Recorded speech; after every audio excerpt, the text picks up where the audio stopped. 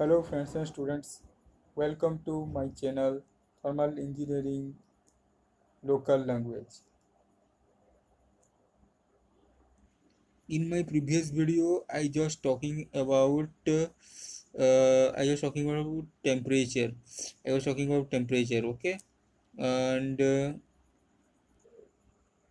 and today's video is about absolute temperature. You see the absolute temperature. Today's video is about absolute temperature, okay? Let's start the topic absolute temperature. So what is absolute temperature? It belongs to an relation. Okay, it belongs to an relation. The zero reading on the ordinary centigrade and Fahrenheit scale are chosen to be arbitrary for simplicity. इसमें क्या बताया जा रहा है? तो कभी कभी क्या होता है, एक सेंटीग्रेड और फारेनहाइट स्केल में कोई रीडिंग नहीं आती है या फिर शून्य रीडिंग आती है। ठीक है, कोई रीडिंग नहीं आती है या फिर शून्य रीडिंग आती है, उसे वो अपने आप सरलता से ले लेता है, ठीक है। So if it is desired to know only the change of temperature that occurs during the process or temperature of substance relation to the same known reference point, such reading is entirely suffice. So क्या बोला जा रहा है इधर?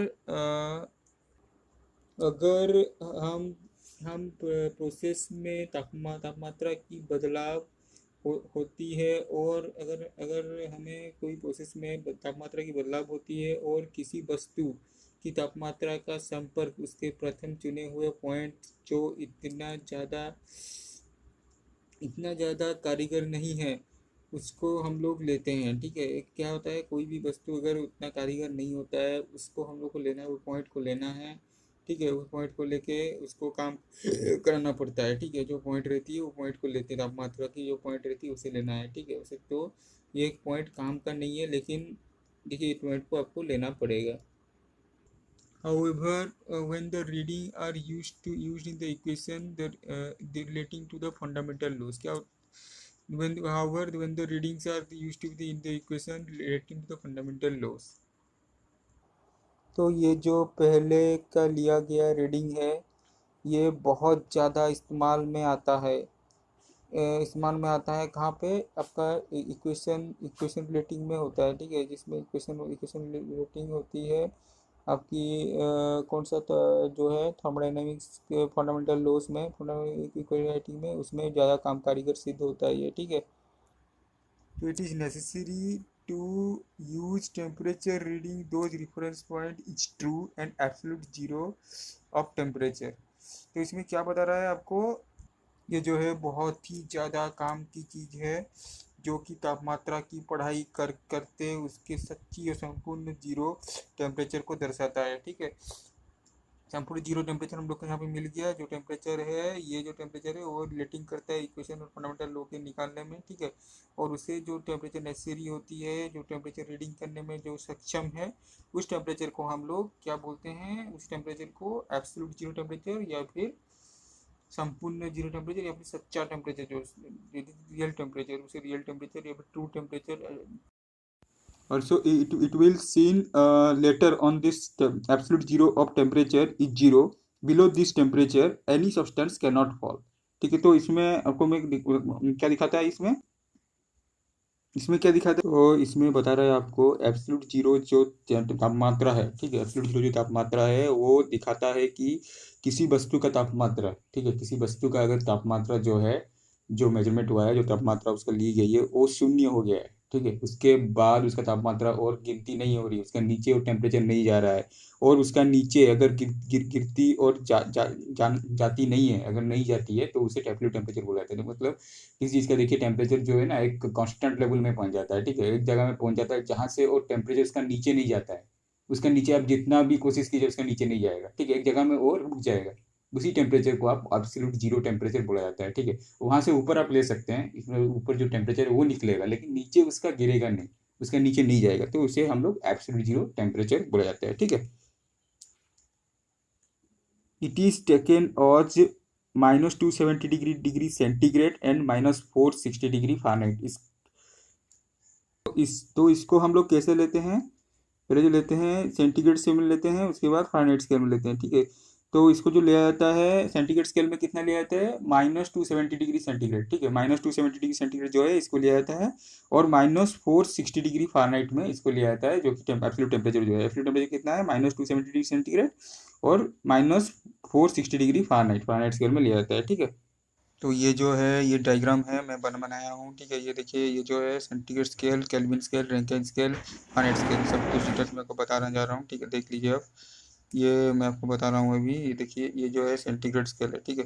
Centigrade scale के क्या है, ये 100 डिग्री सेंटीग्रेड है जो कि बॉइलिंग पॉइंट है, और 0 डिग्री सेंटीग्रेड जो है ये आपकी फ्रीजिंग पॉइंट है, ठीक है, फ्रीजिंग पॉइंट। उसका नीचे जो जो लास्ट है सबसे फाइनल है, ये एब्सोल्यूट टेम्परेचर जो है इसका 273 डिग्री सेंटीग्रेड, -273 डिग्री सेंटीग्रेड जो है ये एब्सोल्यूट टेम्परेचर है। क्या है ये आपकी, ये एब्सोल्यूट टेम्परेचर है, ठीक है। ये आपका फ्रीजिंग पॉइंट जो है 0 डिग्री है, ठीक है। ये 100 डिग्री है जो है बॉइलिंग पॉइंट ऑफ वाटर, ठीक है, ये बॉइलिंग पॉइंट है, ठीक है।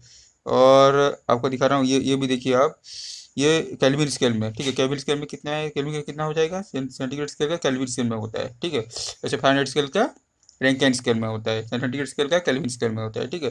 तो इसको अगर केल्विन स्केल में देखा जाए सेंटीग्रेड स्केल की, तो कितना हो जाएगा, ये 373 डिग्री केल्विन।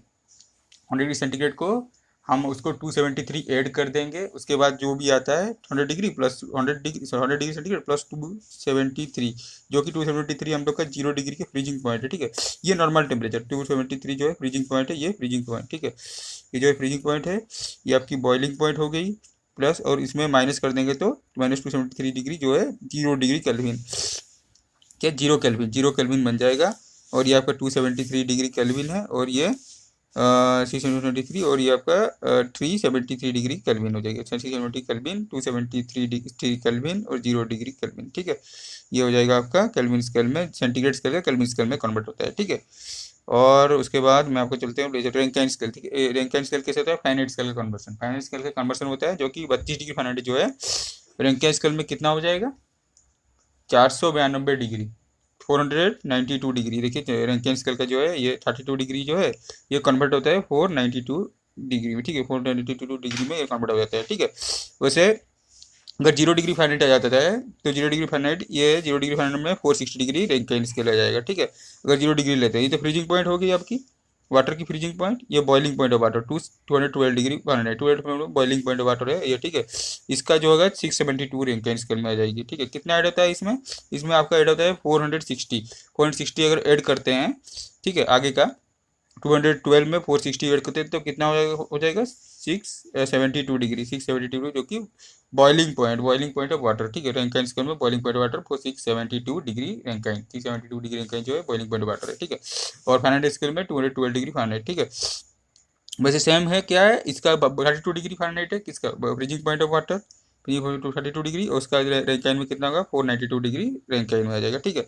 अगर 0 डिग्री आ जाता है, अगर 0 डिग्री ले आता है, जैसे नीचे लिया गया है, नीचे उससे नीचे फ्रीजिंग पॉइंट से नीचे जा रहा है, तो ये 0 डिग्री फ़ारेनहाइट जो आ जाएगा, ठीक है। 0 डिग्री फ़ारेनहाइट आ जाएगा, उसका कितना होगा 460 डिग्री रैंकिन, 460 डिग्री रैंकिन, ठीक है। 0 degree Fahrenheit equal to 460 degree Rankine हो जाएगा, ठीक है। 0 डिग्री फ़ारेनहाइट स्केल में लेते हैं तो उसको इक्वल टू रैंकिन स्केल में कन्वर्ट करेंगे तो कितना आएगा 460 डिग्री रैंकिन इक्वल टू, अगर Fahrenheit scale equal to 460 Rankine, ठीक है।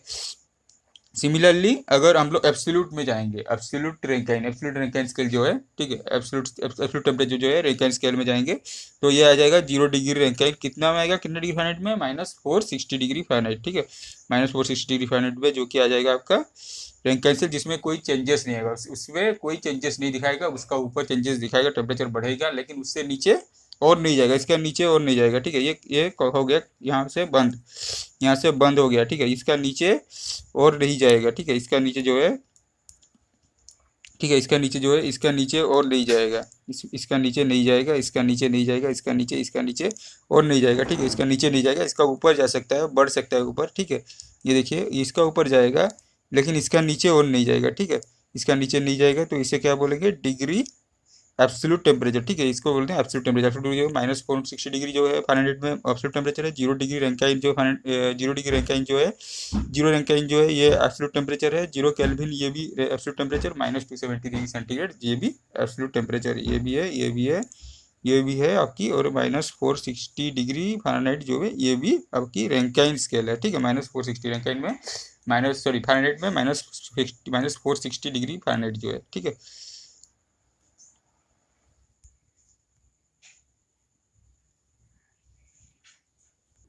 तो the temperature measure from the zero is called absolute temperature, ठीक है।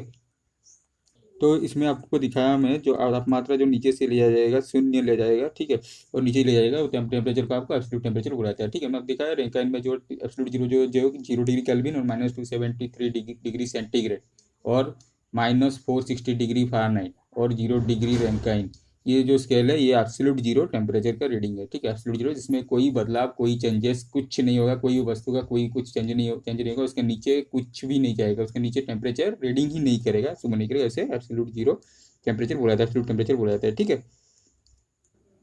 Absolute zero Fahrenheit scale is called degree Rankine scale, where degree Rankine degree R equal to Fahrenheit plus 460 degree.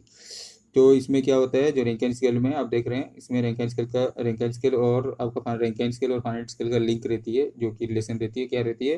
Rankine scale निकालना है तो आपको Fahrenheit scale plus 460 add कर देंगे तो आपको रैंकाइन स्केल का वैल्यू मिल जाएगी, ठीक है। रैंकाइन स्केल निकालना है तो फ़ारेनहाइट स्केल प्लस 460 आपको करना है, ठीक है। Similarly the absolute centigrade scale is called degree kelvin scale, ठीक है। सिमिलरली क्या होता है, एब्सोल्यूट सेंटीग्रेड स्केल जो होता है, डिग्री सेंटीग्रेड स्केल, उसका क्या होता है, केल्विन स्केल से लिया जाता है, ठीक है। तो Kelvin scale is equal to centigrade scale plus 273, centigrade scale जितना है उसको प्लस 273 मिला देंगे तो केल्विन स्केल आ जाएगा, ठीक है। केल्विन स्केल जो होता है -270 डिग्री सेंटीग्रेड में आता है, ठीक है। केल्विन स्केल क्या वैल्यू रहता है, -273 degree is equal to 1 Kelvin, sorry 0 Kelvin, 0 Kelvin is equal to कितना, -270 डिग्री सेंटीग्रेड, ठीक है। सो डिग्री रैंकाइन स्केल और सॉरी और केल्विन स्केल, ठीक है। सो केल्विन स्केल और रैंकाइन स्केल में क्या फर्क रहता है, क्या रिलेशन क्या रहती है दोनों में, देखिए दोनों में जो रिलेशन रहती है, Kelvin scale sorry Rankine scale is equal to 1.8 into Kelvin scale, ठीक है।